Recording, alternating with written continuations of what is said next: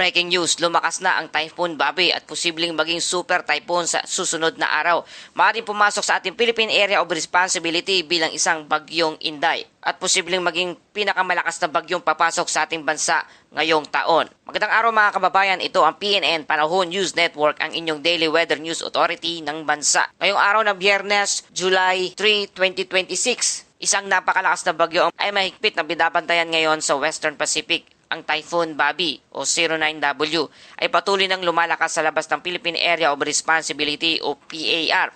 At ayon sa mga forecast guidance, maaari pa itong sumailalim sa rapid intensification na posibleng magdala rito sa super typhoon category sa loob lamang ng ilang oras. Bagamat wala pang direktang banta ng landfall sa ating bansa, posible nitong palakasin ng hangin habagat na magdudulot ng mas malawak na pag-ulan sa bansa sa mga susunod na linggo. Pero bago ang lahat, kung bago ka lang sa ating channel, please like, share, and subscribe. Salamat sa iyong suporta. Sa pinakahuling impormasyon, ang Typhoon Bobby o 09W ay nasa bahagi pa rin ng Micronesia sa labas ng ating Philippine Area of Responsibility. Taglay nito ang lakas na hangin na mayroong maximum sustained wind na 130 km kada oras na patuloy na gumagalaw pa kanluran hanggang kanlurang hilagang kanluran na may bilis na 25 km kada oras. Batay sa mga international weather agencies, mainit ang karagatan, mahina ang vertical wind shear at napakataas ng moisture content sa atmosphere.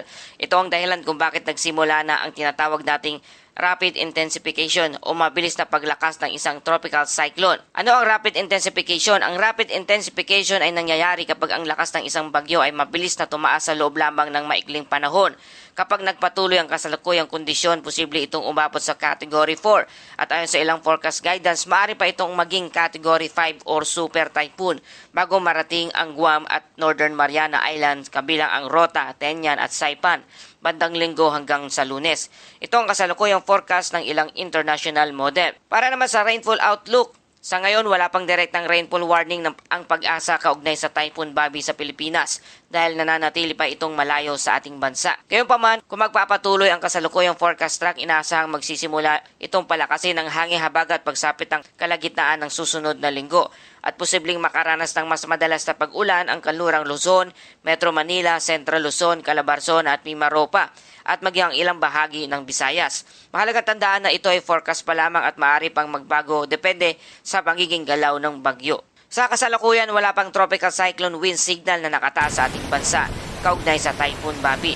Habang lumalapit sa ating Philippine Area of Responsibility sa mga susunod na araw, inaasahang magsisimula ng maglabas ng ang pag-asa ng mas detalyadong advisory. Sa ngayon, wala pa ring direktang epekto ang bagyo sa coastal water ng bansa. Gayunpaman, habang lumalapit ito sa Philippine Sea, maaring unti-unting lumakas ang alon sa silangang baybayin ng bansa. Pinapayuhan ang mga mangingisda at maliliit na sasakyang pandagat na patuloy na subaybayan ang mga susunod na marine advisories. Mga kababayan, bagamat hindi inaasahang maglalambol ang Typhoon Bobby sa ating bansa batay sa kasalukuyang forecast, maaari itong palakasin ang southwest monsoon o hangin habagat. Ito ay posibleng maging pangunahing epekto nito sa ating bansa. Kapag lumakas ang habagat, posible ang mas madalas na pag-ulan, localized flooding, landslide at pagtaas ng alon sa kanlurang baybayin. Batay sa kasalukuyang model guidance, may dalawang pangunahing senaryo ang posibleng galaw ng bagyo. Unang senaryo ay ang bagyo ay susunod sa halos kaparehong landas ng dating bagyong Francisco at tuluyang liliko patungong Japan. Ito ang kasalukuyang mas malamang na mangyari. Ang ikalawang senaryo ay kung lalakas ang subtropical high pressure sa paligid ng Japan, maaaring bahagyang lumihis ang bagyo papalapit sa ating extreme northern Luzon bago ito tuluyang kumurba pahilagang silangan.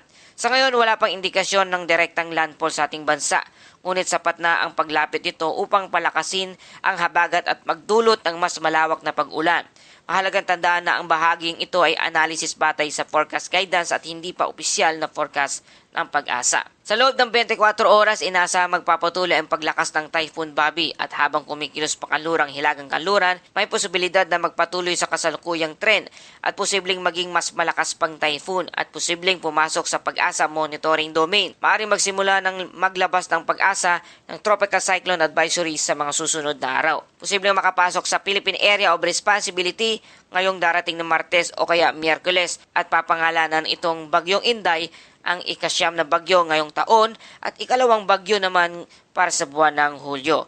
Ang mga petsang ito ay maaaring magbago depende sa magiging bilis at galaw ng bagyo. Para naman sa forecast weather sa Luzon, Visayas at Mindanao, maaring maranasan ang pagtaas ng tsansa ng pag-ulan sa kalagitnaan ng susunod na linggo dahil sa posibleng paglakas ng habagat. Sa Visayas naman ay makaraniwang localized thunderstorm ngunit posible ring magdagdag ng pag-ulan kapag nagsimula ng lumakas ang hanging habagat. At sa Mindanao naman, patuloy ang maaliwalas hanggang maulap na panahon na may panakanakang pag-ulan o thunderstorm lalo na sa bandang hapon at gabi. At para sa ating Bible verse of the day mula sa Awit 46 verse 1, ang Diyos ang ating kalungan at kalakasan handang saklolo sa oras ng kaguluhan.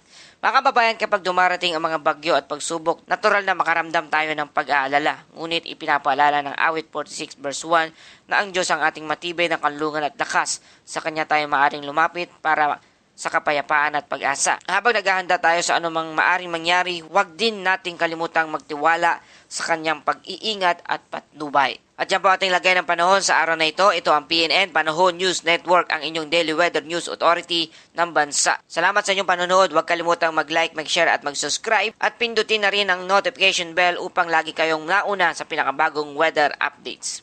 Mag-ingat po kayo at pagpalain po tayo ng ating Panginoon muli hanggang sa susunod na ulat panahon.